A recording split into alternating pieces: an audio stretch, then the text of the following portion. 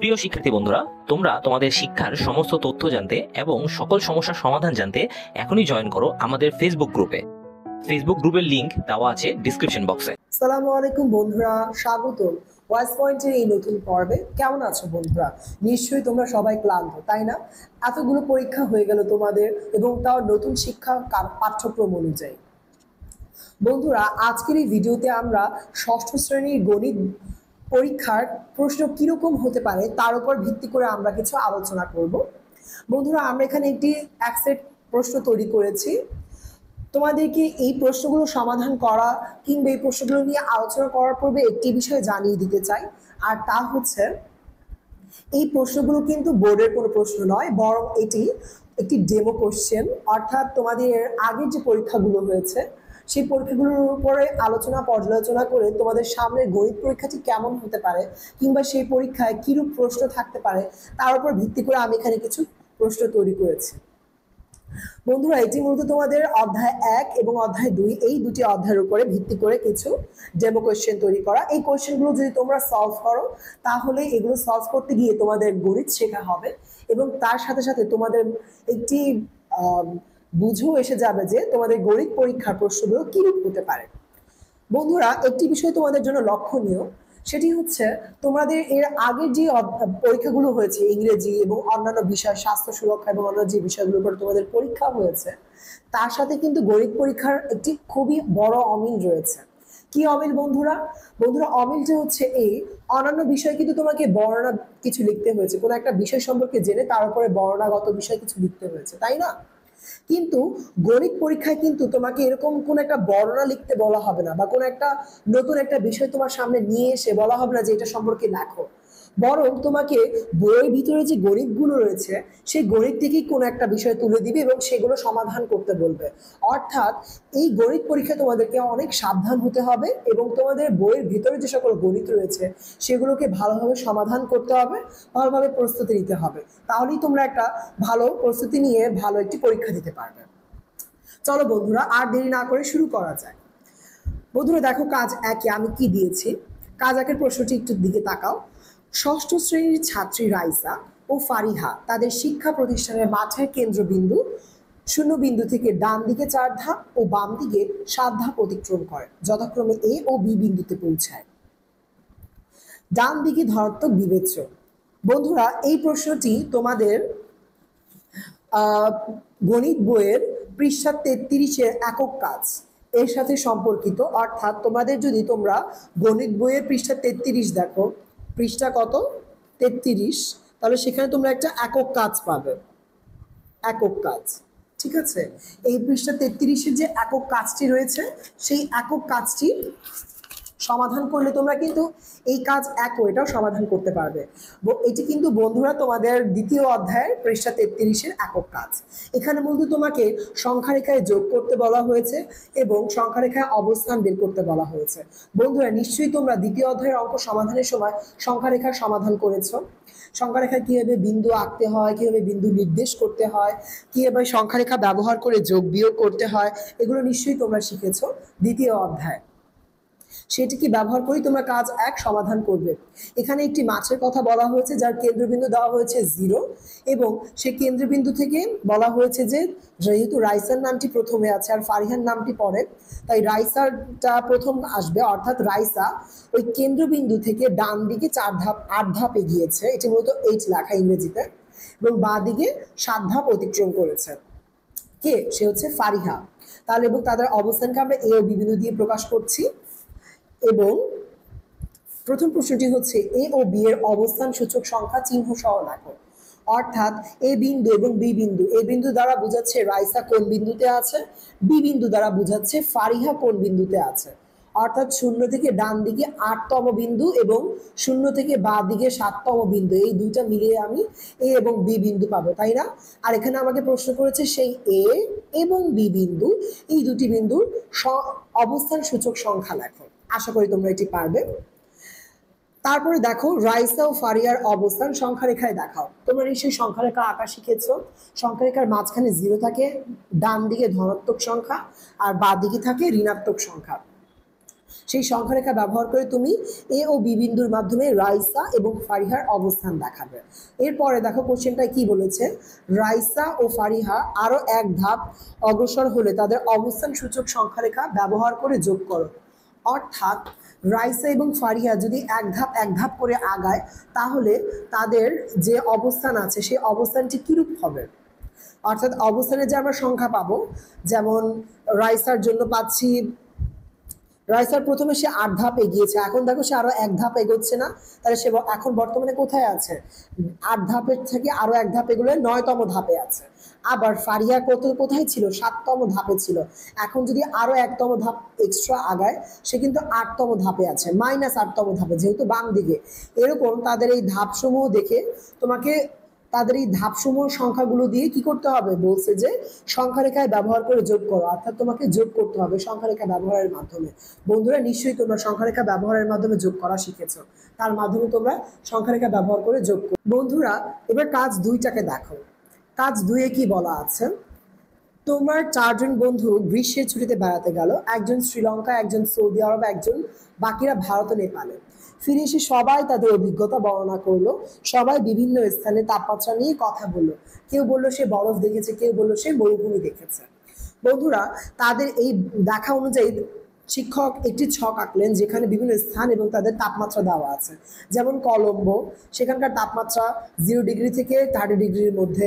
শ্রীনগর, সেখানকার তাপমাত্রা 0 ডিগ্রি থেকে 6 ডিগ্রির মধ্যে। রিয়াদ, সেখানকার তাপমাত্রা 0 ডিগ্রি থেকে 40 ডিগ্রির মধ্যে, 0 ডিগ্রি থেকে 40 ডিগ্রি সেলসিয়াসের মধ্যে। এবং কাঠমান্ডুর তাপমাত্রা 0 ডিগ্রি থেকে 2 ডিগ্রির মধ্যে। তো বন্ধুরা এখানে যে তাপমাত্রাগুলো দেওয়া আছে এবং স্থানগুলো দেওয়া আছে, এখান থেকে আমি কি বের করবো জানো, এখানে দেখো আমার 3টা কোশ্চেন দেওয়া আছে। কি কি, তাপমাত্রা অনুযায়ী উপরোক্ত স্থানগুলোর নাম সংখ্যারেখায় লেখো। বন্ধুরা আবার সংখ্যারেখা, তোমরা সংখ্যারেখা ব্যবহার করে দেখবে যে প্রত্যেকটি তাপমাত্রা, অর্থাৎ যেমন কলম্বের তাপমাত্রা কি 0 ডিগ্রি থেকে 30 ডিগ্রি সেলসিয়াস, অর্থাৎ তার সর্বোচ্চ তাপমাত্রা কি 30 ডিগ্রি, তাহলে 30 ডিগ্রি লিখে তুমি কি লিখবে, কলম্বো। আবার শ্রীনগর, এটার তাপমাত্রা কি 0 থেকে 6 ডিগ্রি, তাহলে তুমি কি লিখবে, 0 থেকে 6 মানে 6তম ডিগ্রিতে কত হবে শ্রীনগরের তাপমাত্রা। আবার দেখো 0 থেকে 40 ডিগ্রি সেলসিয়াস, অর্থাৎ 40 ডিগ্রি সেলসিয়াসে কি হবে, রিয়াদের তাপমাত্রা। আবার 0 থেকে 2 ডিগ্রি সেলসিয়াস, অর্থাৎ 2 ডিগ্রি সেলসিয়াসে হবে কাঠমান্ডুর তাপমাত্রা। এভাবে তুমি প্রত্যেকের তাপমাত্রার হিসেব করে সংখ্যারেখায় বসিয়ে সেগুলোর নাম লিখবে, অর্থাৎ সংখ্যারেখায় তাপমাত্রা অনুযায়ী স্থানগুলোর নাম লিখবে। বন্ধুরা এরপরে দেখো কোন স্থানটি সবচেয়ে উষ্ণ, অর্থাৎ সংখ্যারেখায় তোমাকে দেখাতে হবে কোন সংখ্যারেখায় কোন স্থানটির মান সব থেকে বেশি, কলম্বো, শ্রীনগর, রিয়াদ নাকি কাঠমান্ডু। সংখ্যারেখার মাধ্যমে সেই সংখ্যারেখায় এই প্রত্যেকটি স্থানের তাপমাত্রা বসিয়ে যার তাপমাত্রা তুমি সর্বোচ্চ পাবে সেই স্থানটা কি সব থেকে বেশি উষ্ণ। বন্ধুরা আমরা উষ্ণ বলতে অত্যাধিক গরম বোঝায়।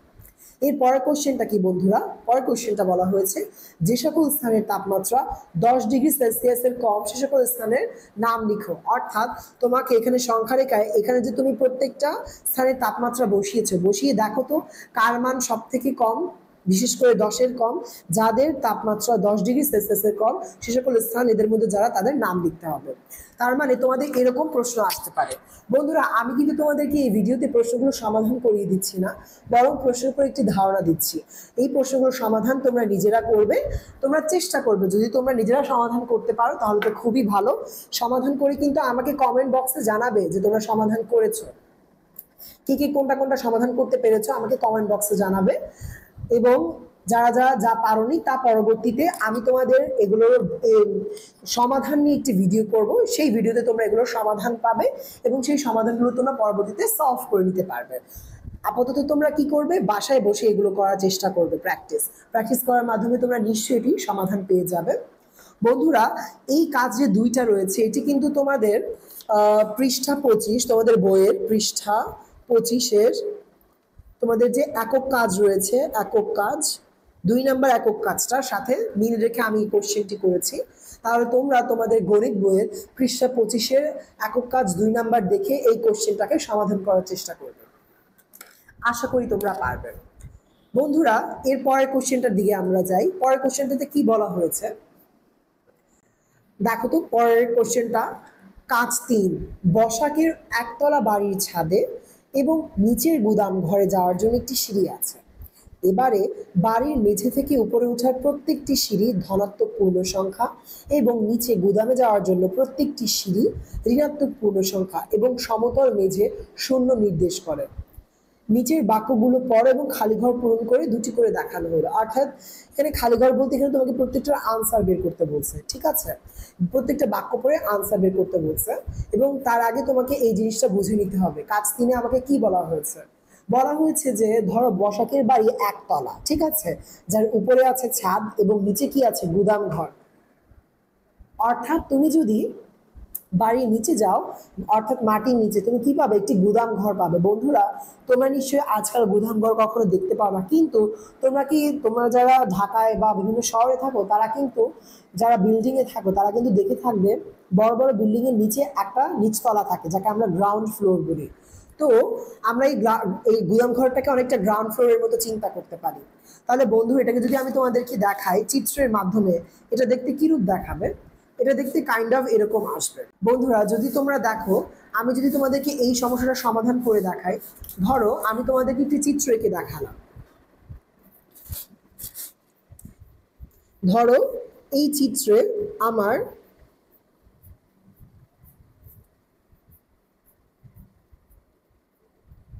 ধরো এখানে দেখো, আমার এটা কি? ধরো এটা আমার সমতল, ঠিক আছে? এই সমতলের এখানে আমার কি হচ্ছে? সিঁড়ি উপরের দিকে উঠে যাচ্ছে, অর্থাৎ ছাদের দিকে আমার সিঁড়ি উঠে যাচ্ছে। আবার দেখো এটা কি? নিচে যাচ্ছে, তাই না? অর্থাৎ কি আমার গুদাম ঘরের দিকে যাচ্ছে, গুদাম ঘর। তাহলে আমাদের যে 3 নাম্বার প্রশ্নটি রয়েছে, এই 3 নাম্বার প্রশ্নে যে আমাদেরকে বলেছে যে একতলা বাড়ির ছাদে এবং নিচে গুদাম ঘরে যাওয়ার জন্য একটি করে সিঁড়ি আছে, এবং কি বলেছে? বাড়ির সিঁড়ির মেঝে থেকে উপরের দিকে ওঠার জন্য প্রত্যেকটি সিঁড়ি ধনাত্মক পূর্ণ সংখ্যা নির্দেশ করে। অর্থাৎ বন্ধুরা, তোমরা যদি উপরের দিকে উঠো, তোমার প্রত্যেকটা ধাপ কি হবে? ধনাত্মক হবে। অর্থাৎ এই প্রথম সিঁড়িতে উঠলে তোমার প্রথম ধাপকে তুমি +1 বলবে, দ্বিতীয় সিঁড়িতে উঠলে তুমি দ্বিতীয় ধাপকে +2 বলবে, তৃতীয় সিঁড়িতে উঠলে এরকম +3 বলবে। ঠিক তেমনি ভাবে নিচের দিকে যদি তুমি প্রথম ধাপ নিচে যাও, তাহলে -1, পরের ধাপ নিচে গেলে -2, পরের ধাপ নিচে গেলে -3, পরের ধাপ নিচে গেলে -4, এভাবে চলতে থাকবে। তো আমাকে বলা হয়েছে যে বসাকের এই যে ঘর আছে, এই ঘরে আমার এই দুটো সিঁড়ি, একটি উপরে যাওয়ার জন্য একটি নিচে যাওয়ার জন্য, এই দুটি সিঁড়ি যার উপরের দিকে আমি ধনাত্মক ধরছি এবং নিচের দিকে প্রত্যেকটি সারিকে আমি ঋণাত্মক পূর্ণ সংখ্যা ধরছি এবং সমতল মেঝেকে আমি 0 ধরছি। এগুলো ধরে আমাকে এই প্রশ্নগুলো সমাধান বের করতে বলেছে। বন্ধুরা, এই প্রশ্নটি আমি তোমাদের পৃষ্ঠা 22-এর খালি ঘর, তোমাদের পৃষ্ঠা 22 বইয়ের গণিত বইয়ের পৃষ্ঠা 22, সেখানে দেখবে একটি খালি ঘরের একটা অঙ্ক আছে, খালি ঘর। সেই অঙ্কগুলোর সাথে সে মিল রেখে আমি কিন্তু এই অঙ্কটি করেছি, ঠিক আছে? যেমন আমি যদি তোমাকে প্রথম প্রশ্নটি একটু সমাধান করে দিই। প্রথম প্রশ্নে কি বলেছে? সমতল মেঝে থেকে 4টি সিঁড়ির উপরে উঠেছে। বন্ধুরা দেখো তো, সে কোথায় উঠেছে? উপরে। তার মানে সে ছাদে যাওয়ার জন্য উপরে উঠেছে।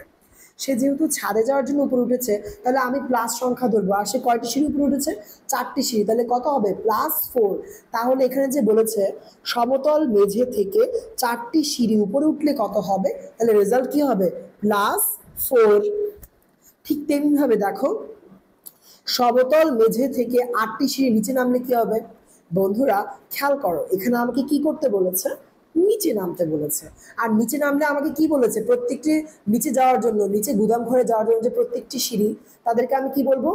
ঋণাত্মক পূর্ণ সংখ্যা, অর্থাৎ -1, -2, -3 ভাবে করে আসবে। তাহলে আমাকে এখানে কি বলেছে? সমতল মেঝে থেকে 8টি সিঁড়ি নিচে নামলে। তাহলে দেখো, আমি 0 থেকে কোথায় যাচ্ছি? নিচের দিকে যাচ্ছি, অর্থাৎ মাইনাস সংখ্যাগুলো আসবে। কয়টা সিঁড়ি? 8টি সিঁড়ি। তাহলে রেজাল্ট কি হবে? -8 হবে। আশা করি তোমরা বুঝতে পেরেছো। ঠিক তেমনি ভাবে বাকিগুলো তোমরা উপরে নিচে করতে পারো। যেমন এইখানে এই কোশ্চেনটাও তোমাদেরকে দেখিয়ে দিই। যেমন বলা হয়েছে এখানে সমতল মেঝে থেকে 7টি সিঁড়ি নিচে নেমে তারপর সেখান থেকে 5টি সিঁড়ি উপরে উঠলে কত হবে? বন্ধুরা খেয়াল করো তো, আমি প্রথমে সমতল থেকে কোথায় যাচ্ছি? নিচে যাচ্ছি। কোথায়? 7টি সিঁড়ি। তাহলে আমার প্রথমে কি আসবে? -7।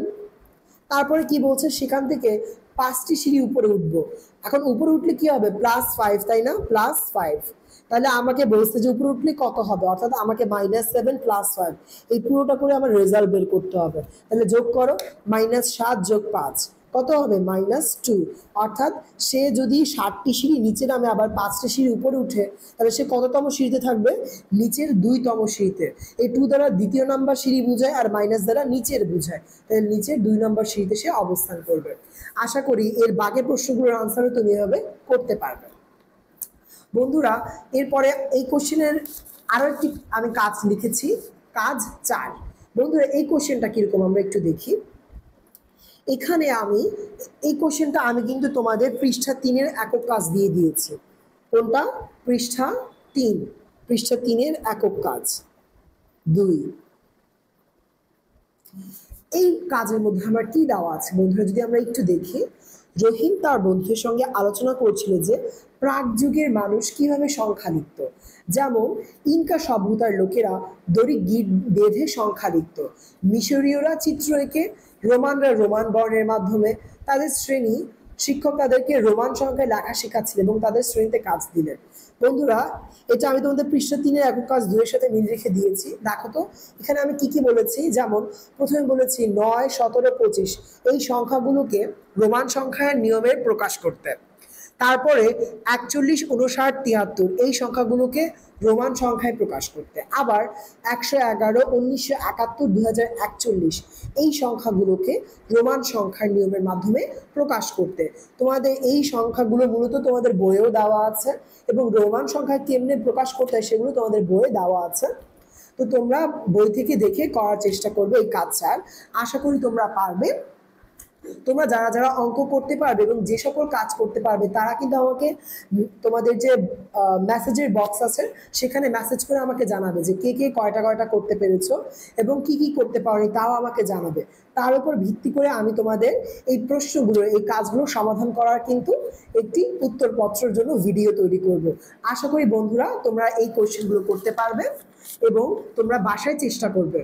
বন্ধুরা আবার তোমাদেরকে একই কথা বলছি, এটা কিন্তু তোমাদের বোর্ডের কোশ্চেন না, কিন্তু বোর্ডে কিরকম কোশ্চেন আসতে পারে তার উপর ভিত্তি করে তোমাদেরকে একটি কোশ্চেন দেওয়া মাত্র। আশা করি তোমরা বুঝতে পেরেছো। বন্ধুরা ভালো থাকো এবং এই কোশ্চেনগুলো করার সর্বোচ্চ চেষ্টা করো।